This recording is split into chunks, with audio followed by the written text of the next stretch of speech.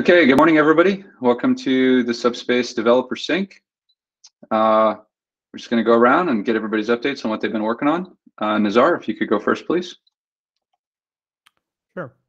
The primary thing I was working on is preparation to the testnet launch. So I've been doing different cleanups, documentation updates, rebuilding Docker images, that kind of thing. I think we are in a pretty good shape to try it out. I know that Justin already tried it and there were some nuances, but I think we'll sort it out. And I also was working on the very first version of downloading Kusama blocks and basically any substrate-based chain blocks into the file system. I don't like how it works because it creates lots of files, and that seems to be very wasteful. Like you have certain sectors on the disk, they're usually like 4 kilobytes or something like that. And when we have blocks of 200 bytes size for the like early history of Kusama, it just takes very large amount of space. So it is easy to work with, but I think we will have to use something like RocksDB to actually store those things eventually. But I'm running the Kusama node, like archiving node locally. I already have 40 gigabytes of data that is syncing to the head. That seems to be the better approach in terms of downloading, because otherwise you have to use public RPC endpoints and they have rate limiting, and they also have daily limits. I don't know what the daily limits are, but the rate limits are like they basically allow us to download 5-7 blocks per second, which will take forever to download the whole history of like 9 million blocks for Kusama. So we probably want to just have archiving node and update this reconstructed like kind of history that we need from time to time. Yeah, and some preparation to offsite. Awesome. Thanks, Nazar. So with the testnet, are you pretty much done with code? It's just on Justin now for like DevOps getting the node spun up. Yeah, if something is not quite correct with instructions, we might need to update instructions, but code-wise, I think it should be fine. Okay. Do we have one running on the DigitalOcean droplet yet?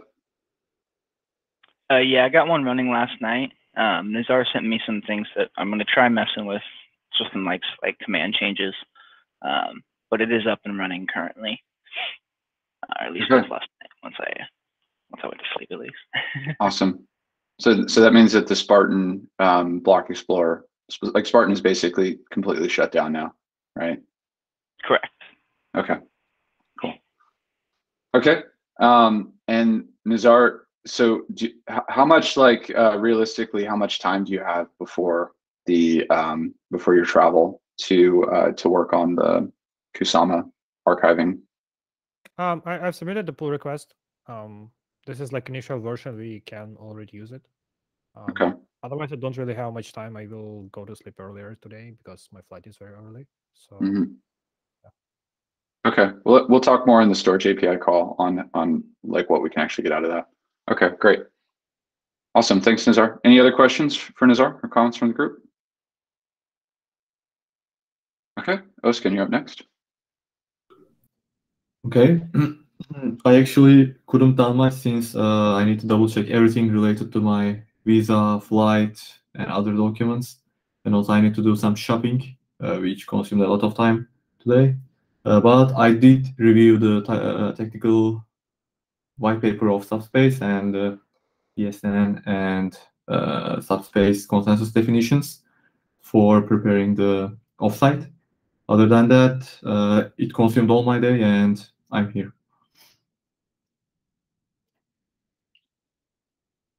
Okay, so since the last dev sync, there hasn't been any progress on anything engineering wise? Yeah, engineering wise, no progress. It's just preparation for the trip and offsite. Okay. Okay, any questions for Ozgun?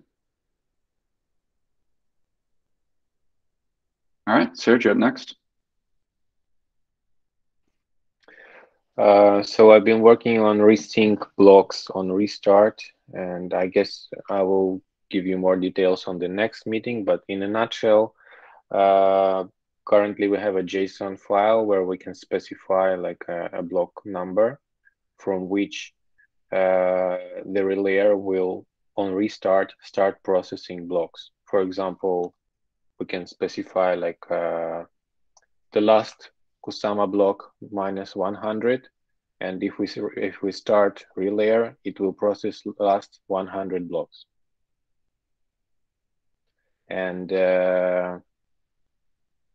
basically, yeah, I think I have initial implementation, and I will show you on the next meeting, and we can discuss what to do next. That's Awesome. it. Great progress. Really glad to hear that. Any questions or comments for Serge? Okay. Justin, you're up next.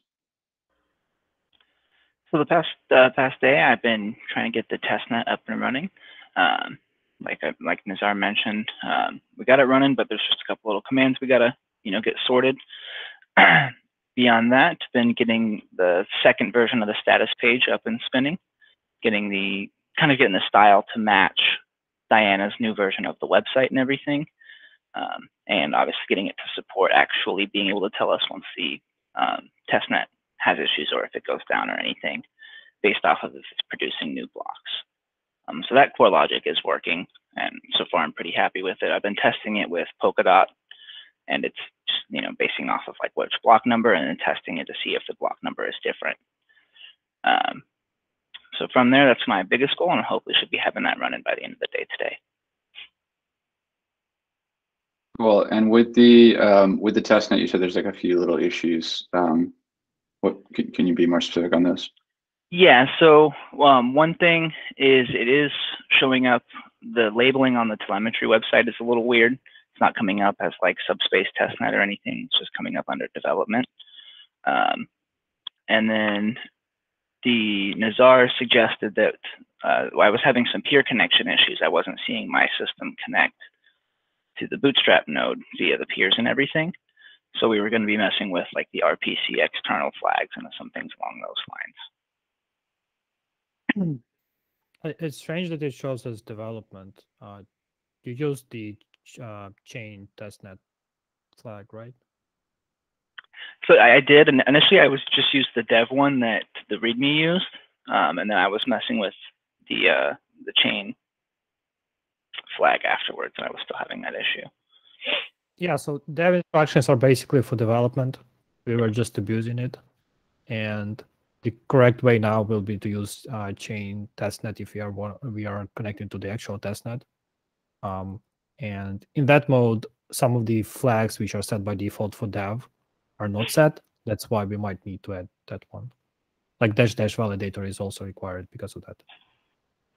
Right, exactly. And I think that was the issue. Is initially I don't think I didn't label it as testnet. I tried to label it as Subspace testnet, and I think that's where I was having problems. So I should be able to get that sorted as well. But even after you changed it to the right flags, it was still not showing correctly on telemetry? I didn't try just testnet by itself. I kept trying Subspace testnet based off of I was interpreting the code incorrectly, essentially, when I was reading into it. Okay. And what was the issue with the peers? That one I still need to do some digging on. It seems like it's working. It's just physically the node itself doesn't say like one peer connected like it did prior. Like when I start up a node on my laptop, for example, and connect it to the Bootstrap node, it's not showing that one peer.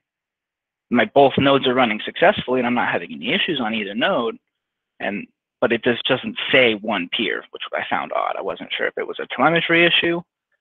In the telemetry, it doesn't say. It probably means that nodes are running independently if they don't show us connected. And that was my thought as well. So I still need to investigate exactly why they're not, really talking to each other too cooperatively. But it could be very well related to that chain specification issue. Nazar, did you test it with more than one node on the same network?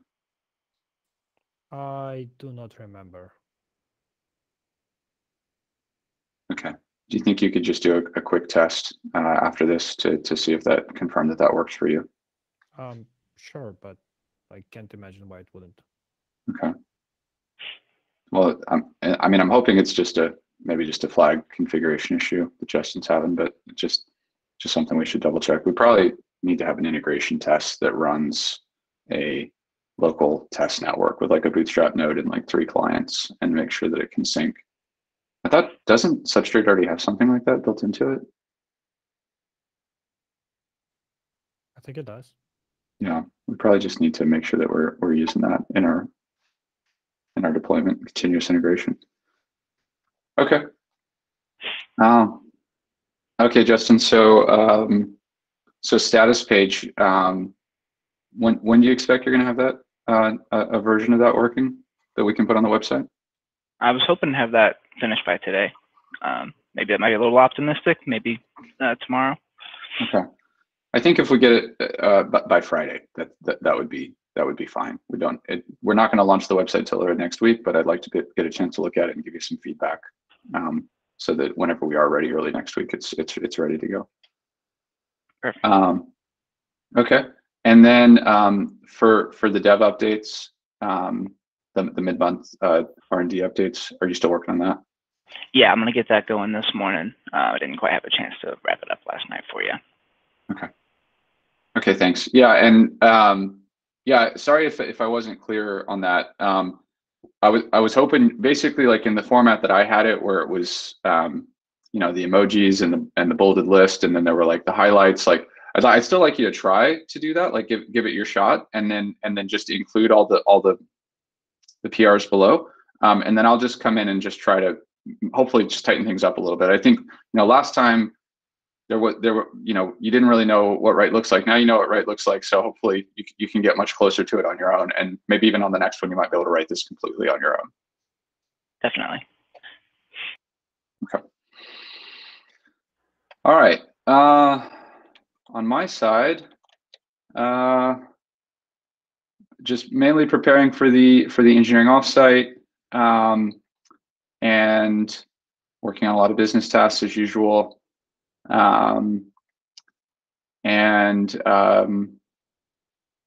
Yeah, I don't really have anything specific on. Oh, I did have a actually, I guess I can say I had a call, or I had a meeting with David Say, our advisor, professor at Stanford.